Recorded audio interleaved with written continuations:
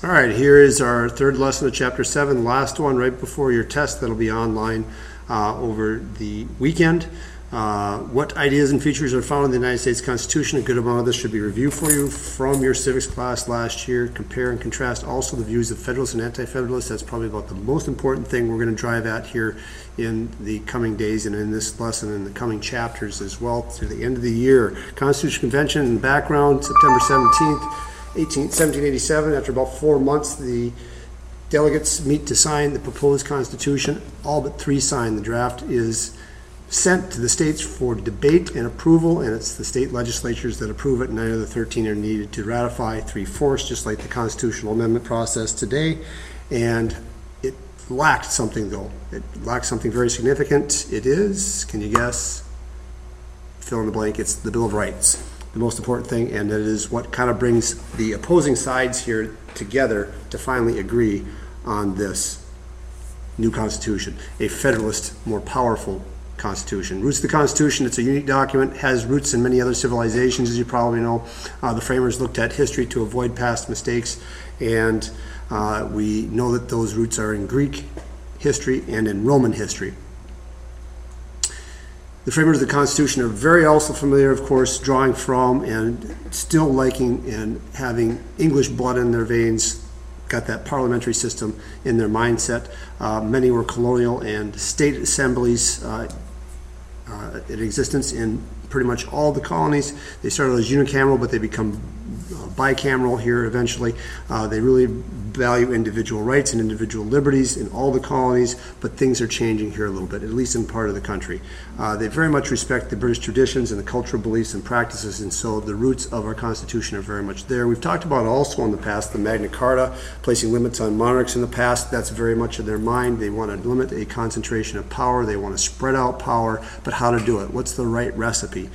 Parliaments tend to control money for wars and government. That's what's basically going to go here with our United States Congress. They're going to control the money. They're going to control every ounce of spending that's going on here to check the powers of an executive. Colonial assemblies also work the same way at the lower levels of government. At the states that are in existence here, the legislatures control the money, keeping it away from the governors, and governors getting approval for that money. Some control, and a good amount of control actually, over the colonial governors.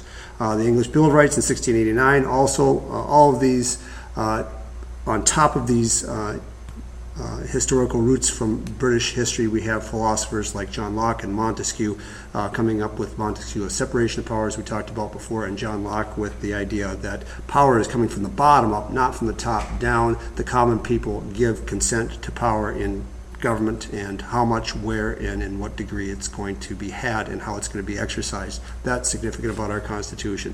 People have natural rights, including life, liberty, and property. These are the words that Jefferson echoed as well. Government is based on an agreement between the people. This is known as social contract theory. All over the Declaration of Independence and woven into our Constitution. The Americans' natural rights, again, embedded in the Bill of Rights. The Bill of Rights, there was a Bill of Rights in all of the state colonies, and the state constitutions protecting the people and limiting government's power and checking the powers that could possibly get out of control. Montesquieu, again, talking about keeping things separate, separating the branches, balancing one against the other, keeping anyone from getting too much power. Government power should be clearly defined and clearly limited, very specifically detailed, although in our Constitution we'll see, and we'll talk about how in some areas it doesn't say a whole lot in specific slavery. Prevents the abuse of powers by defining and limiting these powers all at the same time. Britain really has both, and so what the Americans here are doing in the Constitutional Convention is basically elaborating on that, elaborating on the British system and adding to it and coming up with a hybrid of that system into the 3 branches that we're familiar with. And this is the federal system. The laws of nature, here's John Locke, we the people giving power from the bottom up to the top. Local government, county government, state government, federal government, all of them have an executive, a president, a governor at the state level, a county board of commissioners at the county level, and local city governments, a city manager or a mayor at the top level, and each one having a legislative body or a commission that makes policy, and they get approval of that from other officials within the system. And so it's a mirror from top to bottom in this federalist system, and it's going to divide things between the states and the national government. That's one of the compromises that goes on here in this Constitutional Convention. Division of power between the states having some and the national government's shared powers. But some have, each one has exclusive powers as well. So shared and exclusive sounds familiar, right? One of the most important things that we need to know is that the federal government is going to have kind of an open-ended clause here called the necessary and proper clause that can allow them to do whatever is necessary for the good and the welfare of the country. This is going to be a big issue that we'll talk about a little bit later on. But taxation, regulating trade, controlling currency, raising an army, declaring war, that's for the federal government in this new federalist system. Keep this chart in mind. It's a good explanation of things. That could be some left side work for you, you might say. This could be some left side work for you as well. You could look this up anywhere on the internet in terms of division of powers and delegated powers and come up with some of these charts. Would be a good thing for you in that notebook. Supreme law of the land, the concept that comes out of this also is that the Constitution and the laws that Congress passes are the supreme law. No state can make a law against the Constitution. Whatever the Constitution says is what every other law has to follow. And again, we can see kind of that bottom-up kind of a philosophy. So it's the supreme law of the land. And disputes between the federal government and the states are going to be based off of that law as well, so that everybody has a set of rules to go by. Article 1, legislative branch, we know that they are the lawmaking branch. House of Representatives and the Senate, split powers here, collecting taxes, coining money, regulating and trade and declaring war, raising and supporting armies is their power. The executive branch, Article 2, the President carries out or executes the nation's laws. Commander-in-Chief of the Armed Forces, directs the armed forces, asks for declarations of war, signs laws, bills into law or vetoes them, conducts relations and foreign policy treaties with other countries, but gets the Senate to approve them.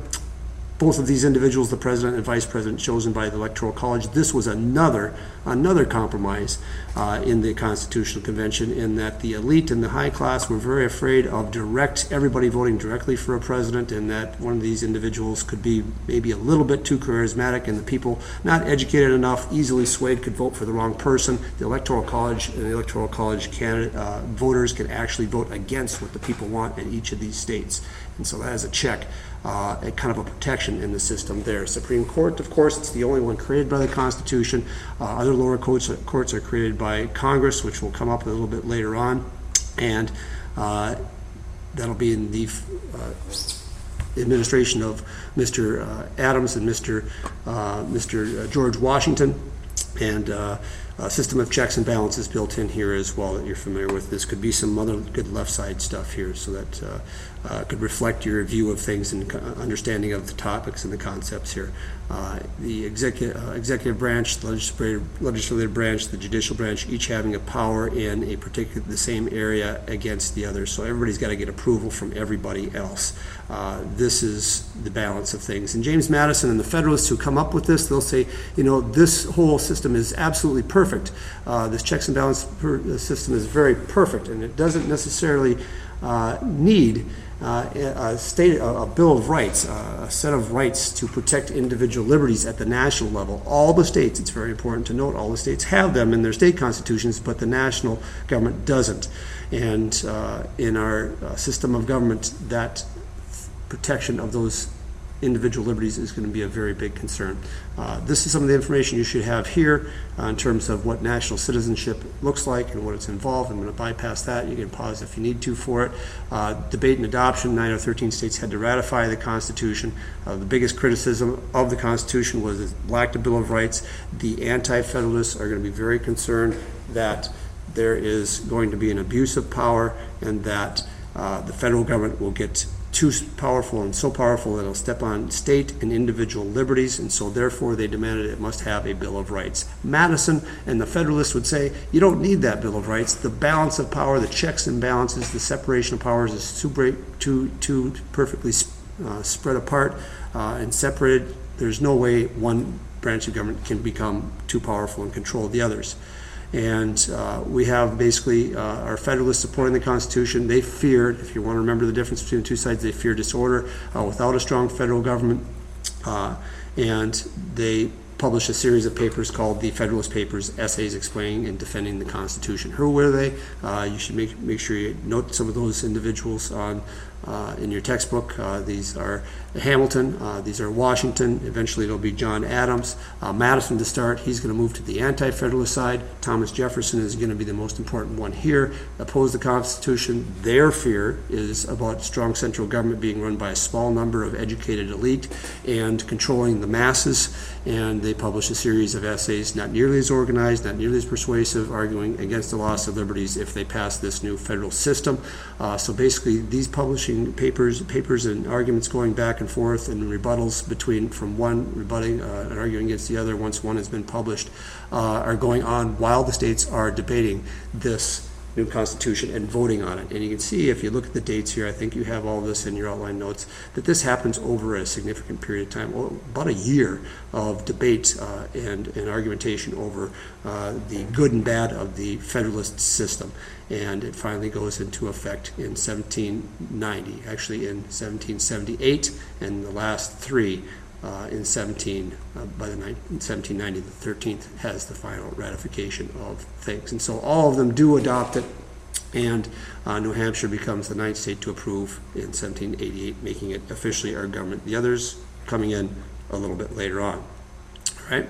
So this is our Constitution and the adoption of the Constitution. At this point in time, you'll start looking at some primary documents. Slavery in the Constitution, read the primary documents, the accounts there, complete the graphic organizers. This is a big topic. Detail the information that supports each of these points of view and these historians and how they see things. Four people from the convention and 3 historians talking about slavery in the Constitution. You'll hand that in. And the next thing will be the Federalist and Anti-Federalists. What are their viewpoints? Look at the viewpoints of Hamilton and Smith. Complete that graphic organizer to answer that question. What types of government did the Federalists and Anti-Federalists prefer? What were their arguments? What were their claims? What were their fears? This will help out with that. So with that, complete those things, work hard, have a good day.